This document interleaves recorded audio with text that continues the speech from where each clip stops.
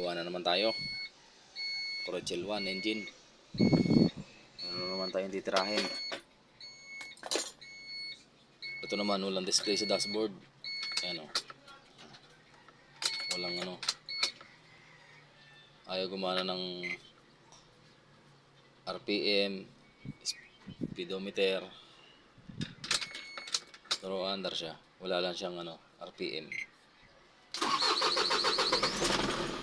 Ayun, bandar. Walang display. Ayan o, walang display.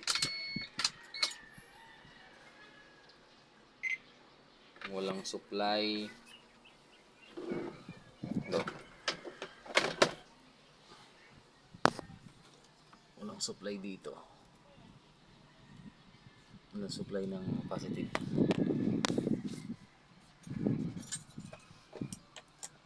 Dito sa ano niya. Ito. Walang napunta na supply. Dapat dyan meron. Ano. Wala. Wala. Wala. Ito meron. Ito wala. Ayan, wala. Wala. Lalagyan natin siya ng supply para malaman natin ang diferensya niya.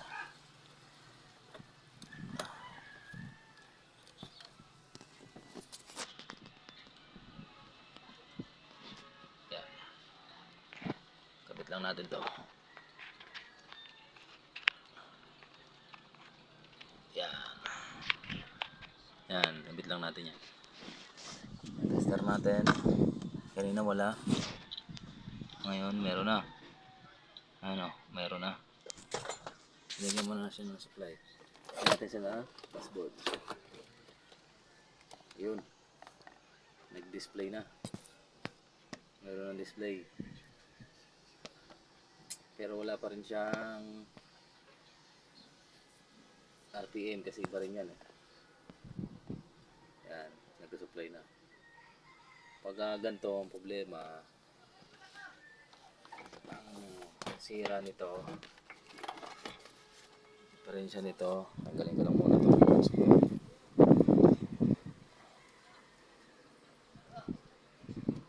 Diferensya nito ay dashboard. Baklasin natin ang dashboard. Kakalasin natin to. Ito, kakalasin natin. Corel 1 to. Kakalasin natin yan. Ang naging sira nito ay yung hinang nito. Hinang. Ay, focus ko lang. Pakita ko sa inyo. Walang supply na papunta dito. Dapat meron. Siguro may lumuwag na hinang. Kalimitan ng ganyan, lumuluwag lang yung hinang. Kaya wala siyang display, tsaka wala siyang gana sa RPM.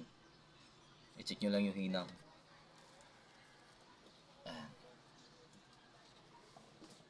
Gawin muna natin. Pambaklasin ko to.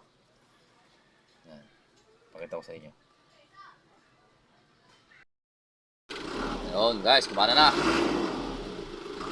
Kumana.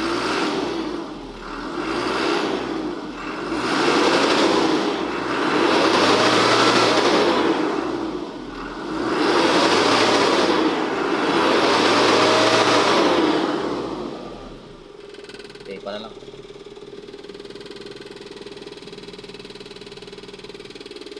Wala, good job.